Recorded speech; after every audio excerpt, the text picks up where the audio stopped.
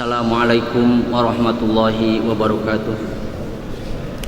Alhamdulillah wassalatu wassalamu ala Rasulillah wa ala alihi wa sahbihi wa mawalah. Asyhadu an la ilaha illallah wahdahu la syarikalah wa asyhadu anna Muhammadan abduhu wa rasuluhu alladzi la nabiyya ba'dah, amma ba'd. A'udzu billahi minasyaitonir rajim. Bismillahirrahmanirrahim. Syahrul Ramadan alladzi unsila fihi al-Qur'an al-ayah. Wa qala an-nabiy sallallahu alaihi wasallam, Iqra'ul Qur'ana fa innahu ya'ti yaumal qiyamati syafi'an li ashabihi. Wa qala aidan, innal ladzi laisa fi jawfihi syai'un minal Qur'an kal baitil kharibi. Alhamdulillah, segala puji hanya milik Allah. Salawat beserta salam semoga senantiasa tercurah limpahkan atas junjungan alam Nabi besar Muhammad sallallahu alaihi wasallam, keluarganya, para sahabatnya, para pengikutnya dan umatnya, termasuk mudah-mudahan kita sekalian dan umatnya hingga akhir zaman. Amin ya rabbal alamin. Hadirin jamaah rahimakumullah, alhamdulillah Allah masih memberikan kesempatan kepada kita dan kesehatan sehingga kita bisa menjalani salah satu kewajiban kita, yakni melaksanakan sholat zuhur berjamaah di masjid yang insya Allah dimuliakan oleh Allah. Juga ibadah saum kita yang pada hari ini alhamdulillah sudah memasuki hari yang ke-8. Mudah-mudahan Allah senantiasa memberikan kekuatan, kesehatan kepada kita sehingga kita senantiasa istiqomah di dalam menjalankan ketaatan kepada Allah dan Rasulnya. Amin ya rabbal alamin. Hadirin jamaah rahimakumullah, sebagaimana kita ketahui bahwa bulan Ramadan memiliki beberapa nama. Di antaranya adalah Syahrul Quran, bulannya Al-Quran.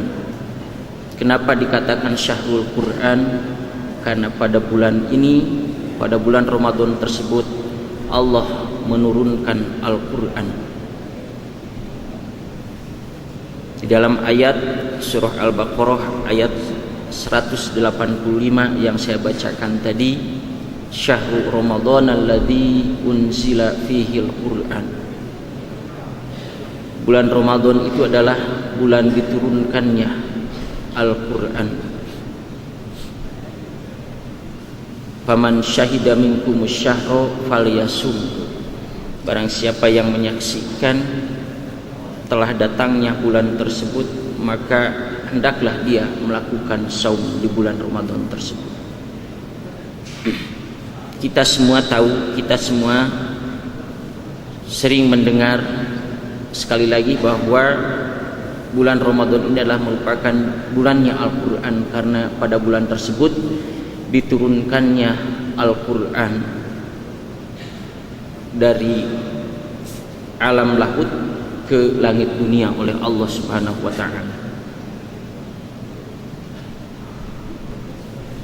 Yang menjadi permasalahan kita adalah ketika Allah telah memberikan Al-Quran sebagai suatu pedoman hidup kita, lalu bagaimana kita mesti memperlakukan Al-Quran tersebut? Salah satunya adalah tilawatuhu, dengan sering-sering kita membacanya, sering-sering kita membaca Al-Quran.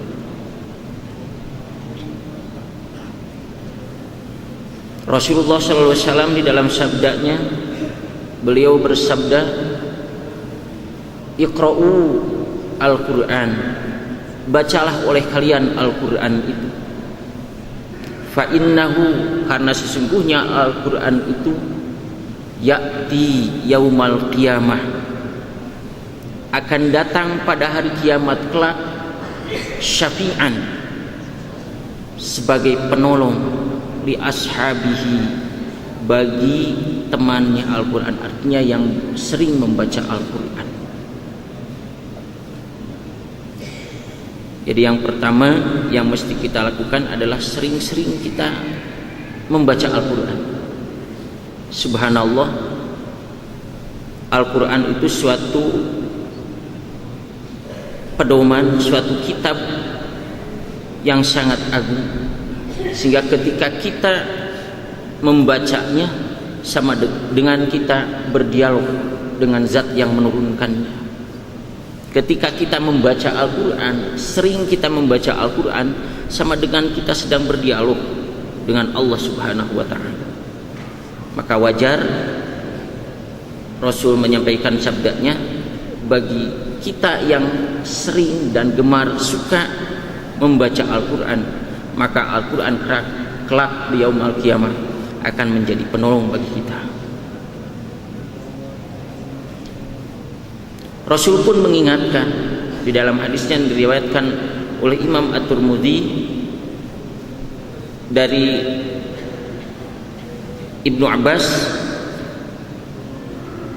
bahwa Rasulullah SAW bersabda, qala Rasulullah SAW, innal ladzi laisa fi jawfihi syai'un minal Qur'an, sesungguhnya orang yang fi jawfihi, di dalam mulutnya itu,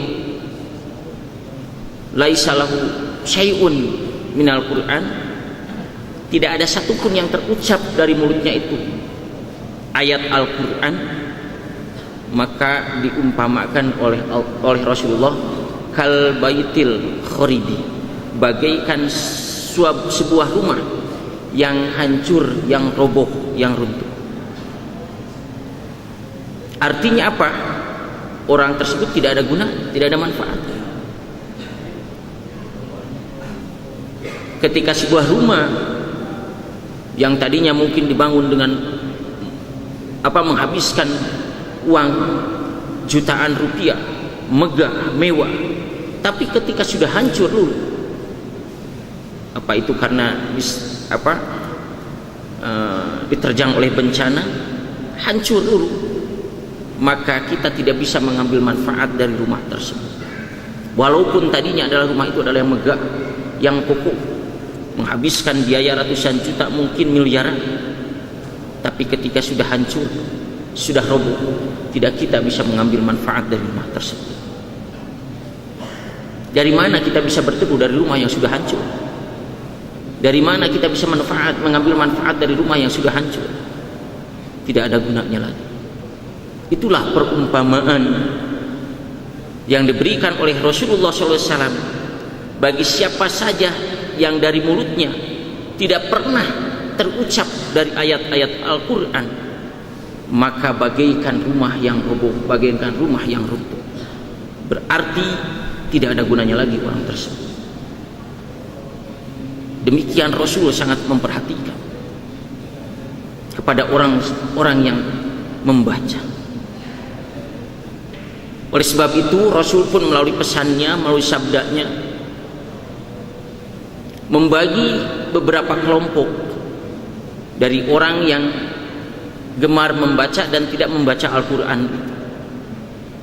Dalam sebuah hadisnya yang diriwayatkan dari Anas bin Malik, kemudian Anas bin Malik dari Musa al-Ash'ari langsung dari Rasulullah, qala Rasulullah SAW, masalul mu'mini alladzi yaqra'ul Qur'an masalul utrujah. Jadi seorang mukmin yang gemar membaca Al-Quran, kata Rasulullah, diperumpamakan masalul utrujah, bagaikan sebutir buah utrujah. Yang bagaimana utrujah itu? Utrujah itu adalah rihuha thayyibun wa ta'muha thayyibun. Buah utrujah itu adalah suatu buah yang wanginya luar biasa, harum,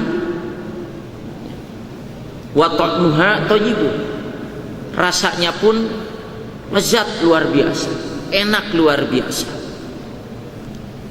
Ketika kita umpamakan dalam kehidupan kita, buah apa itu yang wanginya luar biasa, harum gitu. Ketika dicicipi nikmatnya luar biasa. Itulah perumpamaan orang mukmin yang gemar membaca Al-Quran. Rasul perumpamakan demikian. Lalu bagaimana kalau dia seorang mukmin tapi tidak membaca Al-Quran? Maka Rasul pun memberikan perumpamaan.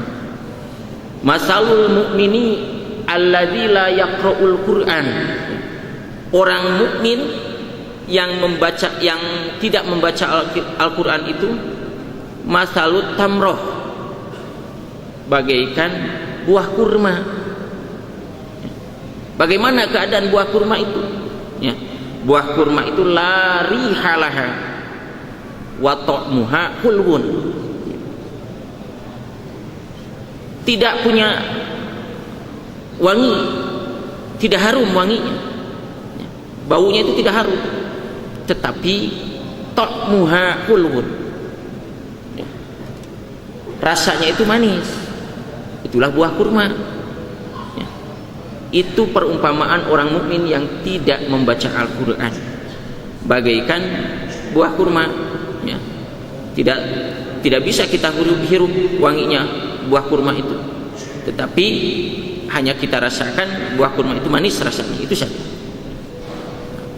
Tentu di antara dua perumpamaan ini jelas yang lebih utama adalah yang pertama, al-mu'minu alladzi yaqra'ul Qur'an. Seorang mukmin yang membaca Al-Quran, yang sering membaca Al-Quran, yang gemar membaca Al-Quran, sehingga baunya harum, semerbak, wangi gitu kan. Kemudian rasanya pun ketika dicicipi nikmatnya luar biasa, lezat. Artinya orang mukmin yang sering membaca Al-Quran, gemar membaca Al-Quran itu jelas dia akan memiliki derajat kedudukan yang mulia di hadapan Allah, sehingga walaupun dia tidak memperkenalkan diri, orang akan kenal kepadanya, terasa harumnya. Kan orang bisa dikatakan harum itu bukan dari dirinya, tapi namanya yang terkenal. Orang paham, orang tahu. Begitu pula watu muha thayyib, rasanya pun lezat, artinya bisa memberikan manfaat kepada orang lain. Itulah faidah daripada seorang mukmin yang gemar membaca Al-Quran. Dia akan senantiasa memberikan manfaat kepada orang lain. Dia paham khairun nas anfum linnas, sebaik-baiknya manusia itu adalah orang yang paling bermanfaat kepada manusia lain. Yang ketiga, perumpamaan yang diberikan oleh Rasulullah adalah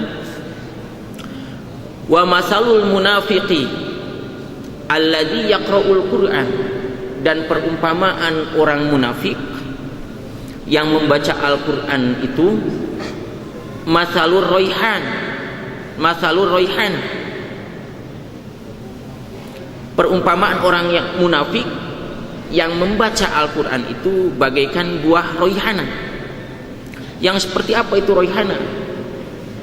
Rihuha thayyibun, wanginya mah iya wangi,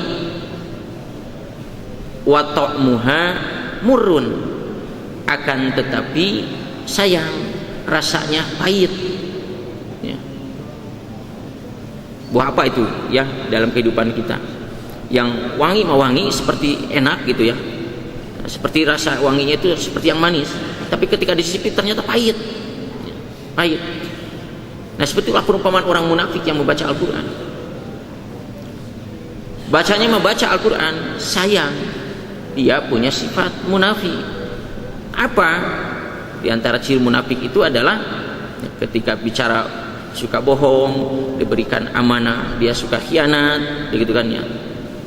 Kemudian ketika dia melakukan perbuatan-perbuatan baik itu yuraunan nas, ya, ingin dilihat orang, ingin dipuji orang, ya, tidak ikhlas berarti sayang yang demikian, ya.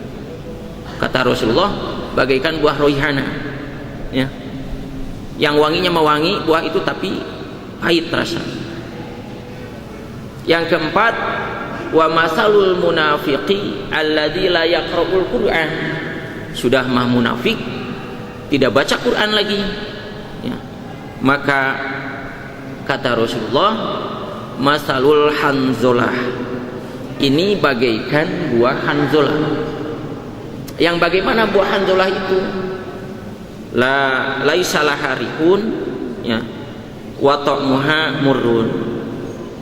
Tidak ada tidak harum, ya, tidak ada wanginya, pun buahnya pahit, ya. Sudah pahit, tidak pula memberikan wangi, ya. Tidak ada wanginya, tidak ada harumnya. Nah, itulah perumpamaan orang munafik yang tidak membaca Al-Quran. Hadirin jamaah rahimakumullah. Sekali lagi tentu menginginkan kita adalah pada posisi perumpamaan yang pertama, yaitu yang diumpamakan sebuah buah utrujah itu tadi. Tentu memerlukan kesabaran, memerlukan itikad yang kuat pada diri kita, bagaimana agar kita senantiasa bersahabat dengan Al-Quran, ya. Jangan malu-malu ketika kita di depan umum menenteng Al-Quran. Jangan malu-malu pula di tempat umum kita biasakan baca Al-Quran. Asal satu, niatnya lillahi ta'ala, niatkan karena Allah, bukan kita yuraunan nas, ingin dipuji orang, ingin dikenal orang, tetapi sekali lagi lillahi ta'ala, niatkan karena Allah subhanahu wa ta'ala. Maka kita insya Allah, ya, kelak akan didatangi oleh Al-Quran ini, ya. Bahkan dalam sebuah riwayat dikatakan, jangankan kelak di akhirat, di alam barzakh saja, di alam kubur saja, ya, Al-Quran yang sering kita baca itu, ya, akan memberikan cahaya penerang, ya. Maka ada doanya kan, ya Allah, ya, jadikanlah Al-Quran ini sebagai penerang di alam kuburku kelak. Ini luar biasa manfaat dan faidah daripada Al-Quran ini. Ketika kita sering bacanya, itu baru membacanya saja, ya. Apalagi ketika kita naik kepada tingkatan-tingkatan berikutnya, ya. Kan pelakuan kita kepada Al-Quran itu selain tilawah, ya, tilawatuhu, kemudian ada tahfizuhu, kita hafalkan coba dari Al-Quran ini barang berapa ayat, berapa surat, gitu ya. Dan untuk menjaganya, ya, kita baca di dalam sholat, sehingga sholat itu tidak hanya Al-Ikhlas lagi, An-Nas lagi, Al-Ikhlas lagi, An-Nas lagi, tidak hanya itu terus melulu, ya. Nah, tetapi mari kita tingkatkan, sebab orang mukmin yang baik itu yang senantiasa menambah dan menambah kualitasnya dari hari ke hari, dari waktu ke waktu. Nah, begitupun dalam penambahan hafalan-hafalan ayat Al-Quran. Jadi selain tilawatu, tahfidhu, ningkat lagi dari sana, wa tarjamatuhu, ya. Baca juga kita terjemahnya. Dan kalau kita langsung menerjemahkan, kita tidak tahu bahasanya. Sekarang sudah gampang hal itu, ya. Terjemah Al-Quran bisa dibawa, ya, bisa masuk saku Al-Quran dan terjemahnya. Maka selain daripada bahas yang ayatnya itu yang bahasa Arabnya, kita baca juga terjemahnya. Dengan demikian timbul tafhimuhu, pemahamannya, ya. Kita sudah baca terjemahnya, oh, mudah-mudahan kita diberikan pemahaman oleh Allah. Oh, ternyata terjemahnya demikian, barangkali maksudnya demikian, ya. Untuk meningkatkan lagi pemahamannya, tafsiruhu, baca pula tafsirnya, kan? Baca tafsirnya, kita tingkatkan terus, baca tafsirnya. Kira-kira Bismillahirrahmanirrahim ini apa sih terjemahnya? Oh, ternyata begini terjemahnya. kita pahami, oh mungkin begini pamannya, kita lihat tafsirnya seperti apa basmalah itu ya. Baca lagi tafsirnya, surah Al-Fatihah bagaimana terjemahnya, tafsirannya seperti apa, sehingga muncul kepahaman pada diri kita.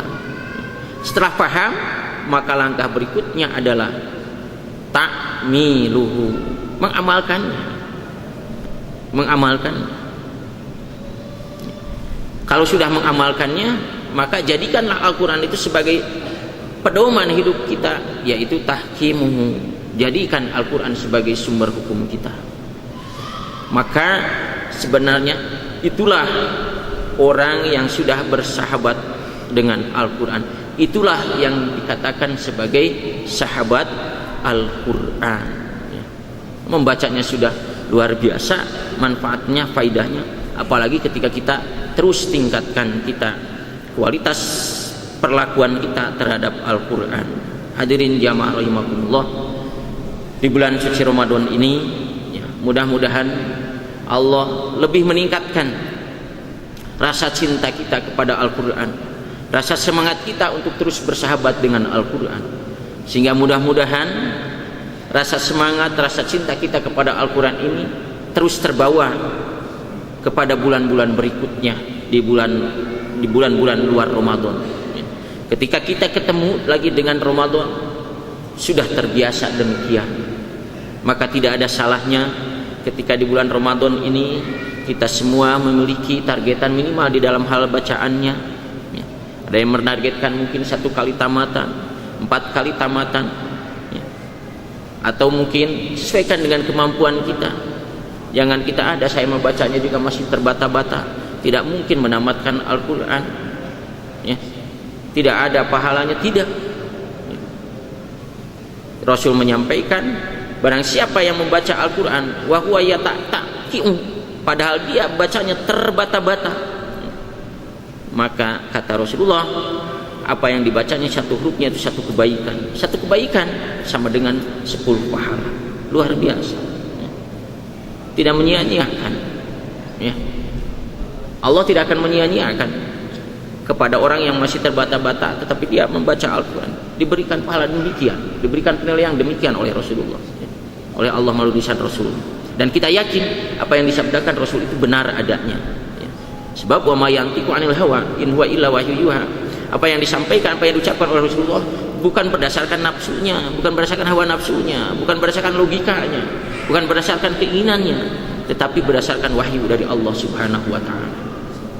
Hadirin jamaah rahimakumullah, sekali lagi mari kita tingkatkan persahabatan kita dengan Al-Quran. Jadikan Ramadan ini sebagai bulan atau sebagai momentum untuk kita senantiasa meningkatkan rasa cinta kita kepada Al-Quran, rasa peduli kita kepada Al-Quran ya. Meningkatkan kualitas perlakuan kita kepada Al-Quran. Mudah-mudahan Allah Subhanahu wa taala senantiasa memberikan hidayah dan taufiknya kepada kita, sehingga juga Allah menghadirkan terus rasa cinta dan dipupuk terus rasa cinta kita kepada Al-Quran oleh Allah Subhanahu wa taala, dan mudah-mudahan kita senantiasa istiqomah dalam keadaan demikian. Amin ya rabbal alamin. Hasbunallahu wa ni'mal wakil, ni'mal maula wa ni'man nasir. 'Ala Allahi tawakkalna wa ilaihil masir. Subhanakallahumma bihamdika asyhadu an la ilaha illa anta astaghfiruka wa atubu ilaik. Assalamualaikum warahmatullahi wabarakatuh.